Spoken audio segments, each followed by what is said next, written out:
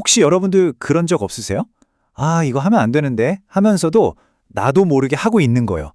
오늘 바로 그 이야기, 이 통제 불가능하게 느껴지는 중독된 마음의 심리에 대해 한번 깊숙이 들어가 보려고 합니다. 이건 저희에게 한 시청자분이 보내주신 이메일의 한 구절인데요. 사실 이건 통제할 수 없는 습관 때문에 힘들어하는 한 분의 이야기지만 가만히 들어보면 어쩌면 우리 모두 한 번쯤은 마음속으로 해봤을 법한 그런 질문 아닐까요? 아니, 정말 이상하지 않나요? 누가 봐도 똑똑하고 평소엔 자기 관리도 잘하는 사람이 왜 스스로를 망가뜨리는 행동을 멈추지 못하는 걸까요? 이건 그냥 한 개인의 의지력 문제가 아닙니다. 사실 이건요, 굉장히 많은 사람들이 갇혀있는 어떤 패턴에 대한 이야기거든요. 자, 그럼 이 거대한 질문의 답을 한번 찾아가 보죠. 그러려면 먼저 이 질문을 던진 그 사람의 이야기부터 시작해야 합니다. 아마 들어보시면 놀라실 거예요. 이 이야기가 우리가 생각하는 것보다 훨씬 더 우리 주변에서 흔히 볼 수 있는, 그래서 더 중요한 이야기거든요. 이분이 처음부터 인생이 꼬였던 그런 분이 아니에요. 오히려 정반대였죠. 학창 시절엔 전교 1등, 주변에선 다들 쟤는 크게 되래야 라고 했고요. 사회에 나와서도 남들보다 빨리 돈을 벌고 누구보다 앞서 나갔습니다. 성공 가도를 달리고 있다고 스스로도 그렇게 믿었던 거죠. 그런데 어느 순간 돌아보니까 자기가 전혀 계획하지 않았던 덫에 걸려버린 거예요. 아니, 그렇게 잘 나가던 사람이 대체 왜 무너졌을까요? 저명한 심리학자 칼 융은 그 단서가 우리 마음속에 있다고 봤습니다. 우리 안에는 사실 두 개의 다른 얼굴이 공존하고 있거든요. 바로 페르소나와 그림자입니다. 자, 페르소나와 그림자. 좀 어려운 말 같지만 사실 간단해요. 페르소나는 우리가 세상에 보여주는 일종의 사회적 가면 같은 거고요. 반대로 그림자는 그 가면 뒤에 우리 스스로도 보기 싫어서 꽁꽁 숨겨두는 또 다른 내 모습인 거죠. 지금부터 이 두 가지에 대해 한번 제대로 파헤쳐 보겠습니다. 페르소나는 이런 거예요. 직장에선 유능한 사람, 친구들 사이에선 늘 믿음직한 사람, 가족 앞에선 뭐든 해결해주는 든든한 사람, 늘 괜찮다, 문제없다고 말하죠. 주변의 기대, 그리고 나는 강해야 해라는 어떤 압박감이 만들어낸 아주 잘 만들어진 나의 모습입니다. 그럼 그림자는 뭘까요? 그 완벽한 페르소나 뒤에 우리가 억지로 꾹꾹 눌러 담은 감정들입니다. 실패하면 어떡하지? 하는 두려움, 남몰래 쌓아둔 분노, 누구에게도 말 못할 수치심, 그리고 나만 뒤처지는 것 같아 하는 그런 불안감 같은 것들이요.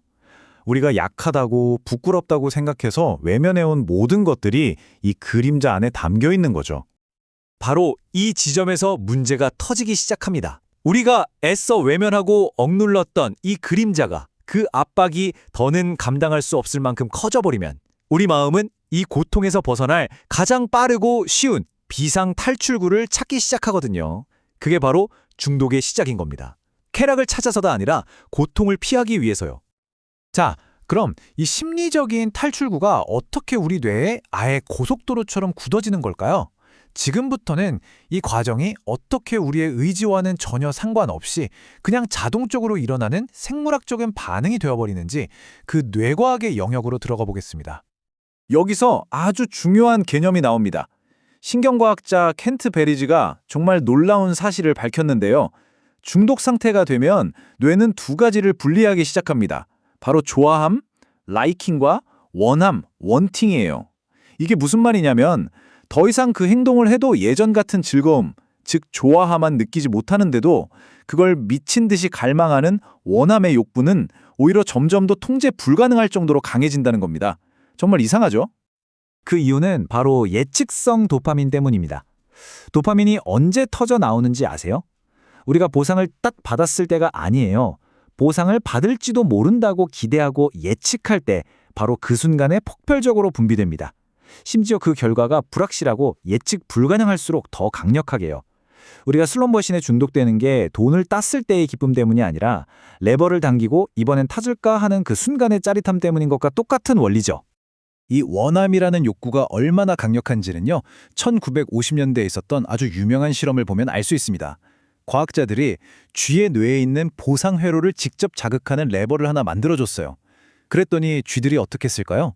먹이도 마다하고 물도 마시지 않고 정말 말 그대로 죽을 때까지 그 레버만 미친 듯이 눌러댔습니다. 그만큼 강력한 거예요, 이 충동이. 자, 이제 처음 그분의 말이 다시 한번 떠오르죠. 정신을 차리기도 전에 손이 먼저 움직였어요. 이게 그냥 시적인 비유가 아니었던 겁니다.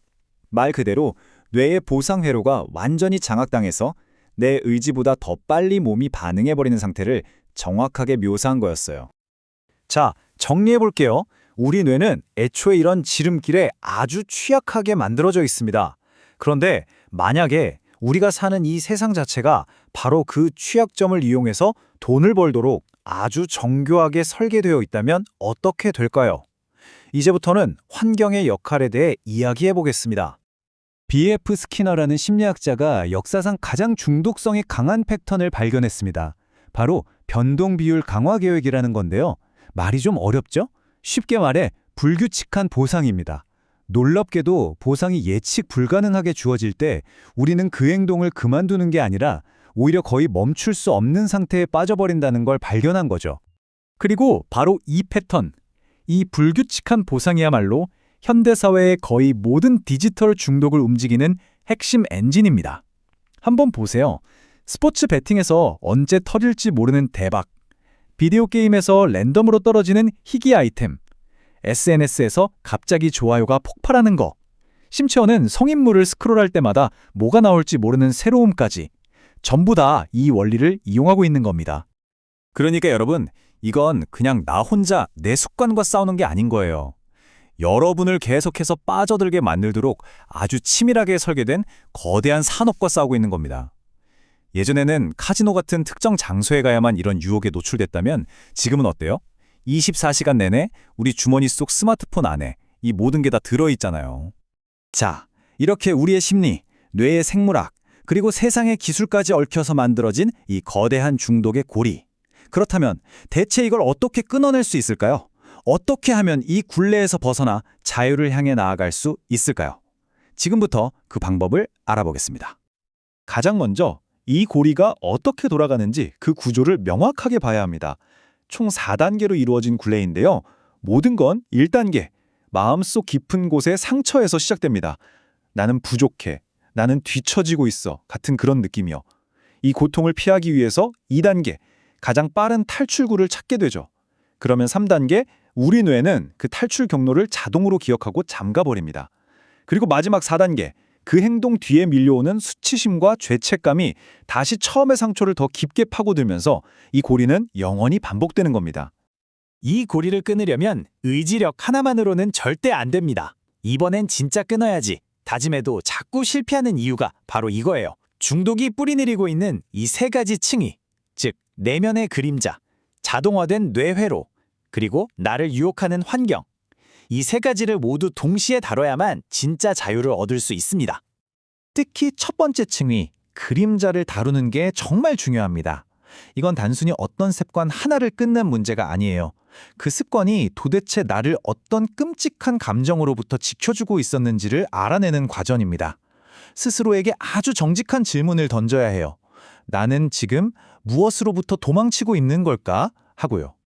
결국 진짜 자유로운 사람이란 다시는 넘어지지 않는 완벽한 사람이 아닙니다. 그건 불가능해요. 대신 내가 왜 넘어지는지 그 이유에 대해 더 이상 스스로를 속이지 않는 사람입니다. 이 중독의 고리가 어떻게 작동하는지 너무나 명확하게 이해해서 더 이상 그 고리에 지배당하지 않는 상태. 그게 바로 진정한 의미의 자유인 거죠. 모든 변화는요, 이 고리를 명확하게 보는 것에서부터 시작됩니다. 보이지 않는 적과는 싸울 수 없으니까요. 자, 오늘 당장 여러분이 이 거대한 고리에서 아주 작게나마 방해할 수 있는 부분은 무엇인가요? 거창한 계획이 아니어도 좋습니다. 바로 그 작은 균열에서부터 자유를 향한 첫걸음이 시작될 수 있습니다.